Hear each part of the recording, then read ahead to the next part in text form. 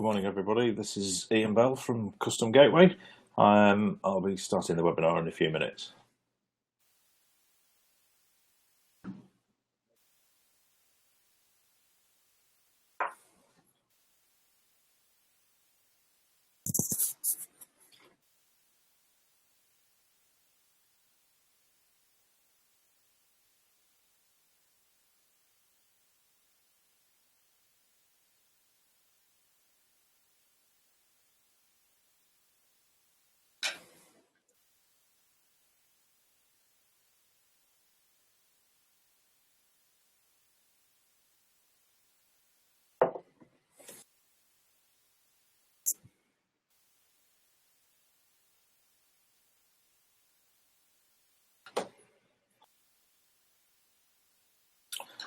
Good morning, everybody. This is Ian Bell from Custom Gateway. Today we're going to be doing a webinar to explain various different artwork types and decoration methods that are available through Gateway's custom product platform and how this helps streamline the production process. What the observant ones might notice is that the logo at the bottom of the screen has changed. We are in the process of going through a rebranding exercise. So Gateway 3D going forward is going to be known as Custom Gateway, which more reflects the business model and what we're about as a business. So let's get going with this morning's webinar. So successful production for mass customization or print on demand fulfillment really requires the following elements to make it successful. You need to be removing the manual proofing process. So one of the biggest things that customers say to me is, before they've used our platform, is the amount of time it takes to get the customer to agree exactly what the finished product is going to look like. And if you're doing individual items in the mass customization market, if you have to proof to the customer, by the time that's approved, you've probably not made any money on it. So we need to eliminate the manual proofing process. Automatic generation of suitable artwork. So this is important, obviously, so that when a customer designs a product online, then the files that the manufacturer receives, the printer, need to be in a suitable format for them to go straight into production. And also the format of the artwork needs to be correct.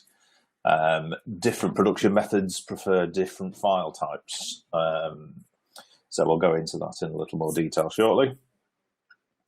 And also actually physically getting the artwork to the correct fulfillment center for the correct product, and even down to the correct production line. So if you can get print ready file directly from a customer's order straight onto the machine this is going to be printing the job, obviously you're cutting out a lot of processes.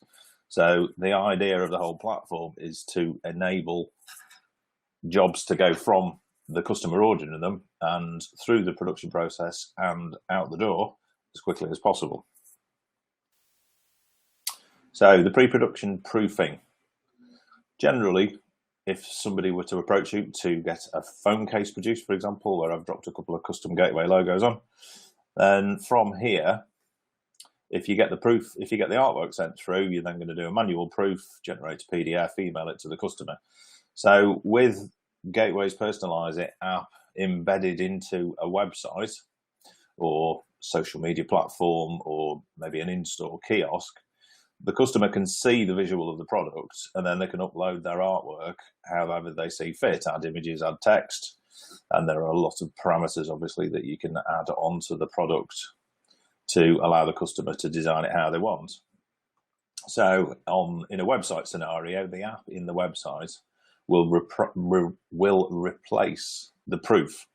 The customer is going to be able to see exactly what they're buying from the uploaded files that they put onto the product. And then adding the item to the cart is their approval of the artwork. So this can completely remove the pre-production proof process, which is going to eliminate time. Automatic generation of suitable artwork. So the various app layouts that can be configured using Gateway's personalizing application allows the customer to create the designs in a way that they want to purchase them. So this then leads to, once the add to cart button is clicked and the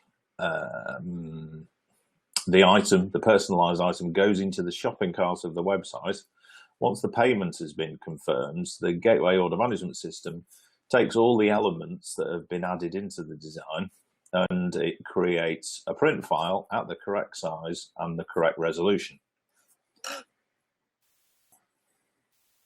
which then leads on to the actual artwork itself. The artwork files are delivered to the appropriate fulfillment company, and even, as I said earlier, down to the individual production line, which is managed by settings on the product and the login of the operator on the machine line. So there are lots of different artwork formats that production people will need, so we need to be able to accommodate these in various ways within the platform. So we can output to a JPEG. So a JPEG is just, as you will, I'm sure you will know, is just a compressed rasterized file, which is used to reduce the file size without losing too much quality. Some companies are absolutely fine doing a direct digital print with a JPEG. Some prefer different formats. So we need to make it, or we have made it, so that there are a lot of options available so you can choose your preferred format. A PNG file, portable network graphics, these are also raster files that support lossless data compression. So the size of the files can be reduced considerably from the original file, and in a lot of ways it is a better format to work from, and it also allows transparency. So the background of the images can be transparent, which will help with the printing process. So a TIFF, tagged image file format, is a common format that handles files set up with CMYK color palettes, but is preferred by some RIP software. Slight error in my presentation there. The OMS, the order management system, can output vectorized files from uploaded rasterized images. So basically, if you upload a logo that's a JPEG, you can set it so that it will trace the design. It is obviously, as printers will know, it will be completely dependent on the input file, but there is an option within this to enable this if you wanted to. A PDF can be provided, some people's preferred format, and it can generate a rasterized or a vectorized format. And we've even got other specifications that allow us to generate underbase white layers. Some digital printing machines want to print a white down first underneath all of the colors. Another vector format, an SVG file.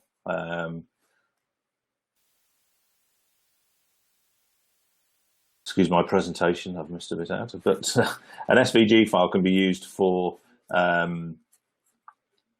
as an outline vector. So if you're using text, maybe on an engraving machine, the engraving machine can receive an outline vector of the text, which is also generated by the system, as we say that. And also for a relatively new feature within the system is the embroidery feature. So this allows artwork to be uploaded onto a template of a clothing item, polo shirt, for example. And the order management system can generate an EMB or a DST file, EMB file being the proprietary format from Wilcom. So basically the system will allow the artwork to generate a true view preview of the design. It'll also provide a stitch count, so you can add costings onto the product based on the amount of stitches in the design. And the output files can be read within a digitizing software, So if you wanted to make any alterations or any additions to it, you could in the normal way. But the actual file is delivered within about 5 minutes of the order being paid for. So it's eliminating a lot of additional digitization costs, and simplifies and speeds up the whole process from taking an order to actually getting it onto the machine. So there are various decoration methods available from the file formats. So I'm just going to whiz through some of the most obvious methods that people use for mass customization and print-on-demand fulfillment. Die sublimation is probably one of the largest and most used methods, and is essentially it used to be a screen printed process to create the transfers. It's now all a digital process. So the images, as we see on the machine on the left, where there are multiple designs, the order management system can create all of the files and step and repeat the images as needed to fit the jigs in the machine that the products are going to get printed in. So the process itself for die sublimation is the ink that's printed onto the transfer. Once it's heat pressed onto the product, it actually vaporizes the ink, which then goes into the polyester or the polyester coating on the product. So some of the products here, like the t-shirt with the tiger on, that's a polyester t-shirt. So when you feel that t-shirt, there will be no feel to the print at all. It goes directly into the fabric and gives very good wash resistance. But there are so many products now that are available that have a polyester coating, like the die sublimation mugs, coasters, mouse mats, clocks, you name it. You can, phone cases is a massive market, and a lot of that manufacturing is done with the die sub process. Direct digital machines like this Mimaki machine here can take a jig, as shown on the right hand side. You can see there is a tray with a selection, probably 20 or 30 different phone cases. So the OMS can generate the artwork so that it will place the artwork for multiple jobs in a batch template that you can automatically run direct to a full tray of phone cases or any other jig that you can set up to work within your digital press. Engraving machines, when I mentioned SVG files earlier, the SVG file can be used to take the text, even if it was something as simple as a dog tag with a name on. If somebody's typed that text onto a dog tag template and then pressed add to cart and ordered, then an outline vector file can be provided, which is appropriate for certain engraving machines. Other engraving machines may prefer another method, but you do have the option to be able to select the output type and have a choice of options to match your production method. And on the embroidery, the image on the left is an image of a logo that's been uploaded onto a product template, and this has automated the digitization process. So it's created a true view preview on the left hand side. So that file was downloaded into the order manager and automatically generated within about 5 minutes. That was then delivered with the order into the order manager. Once the file was downloaded, all I did was I simply opened it in Wilcom's online editor, which is free. So you can view the stitch detail. It'll confirm the number of colours and the amount of stitches in the design, which will be what the price will have been based from. So this is a very advanced method of generating embroidery files, but the files themselves are exactly the format that work on embroidery machines. And if you're an embroiderer yourself, then you can run the design straight onto the machine. Or if you wanted to make, it is obviously a fully automated process. If you wanted to make any manual edits to the design, then you would do that in the normal way, but you've got the design already done, so you're not starting from scratch. It's a very quick process to get the job into a machine.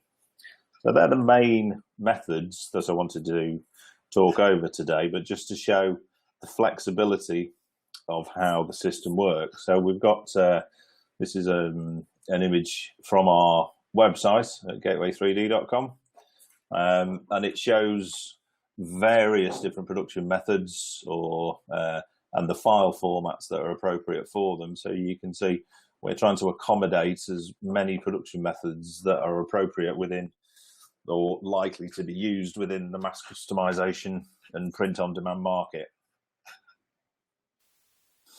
So hopefully you've found that of interest, and you can see that the power behind the custom product platform really is the artwork generation, and being able to take a customer's design that's been designed on your website, generate the files that are suitable for production, and then deliver them into the production line. So there is a consistent queue of orders going into production. It minimizes any manual handling and allows you to get the job out the door as quickly as possible, which is obviously key for the success of this sort of business. So if you do have any questions, feel free to contact me. My name's Ian Bell. My contact email address is ian@gateway3d.com. For now, it will shortly be changing to Custom Gateway. So thank you for joining this morning, and I look forward to speaking to you soon.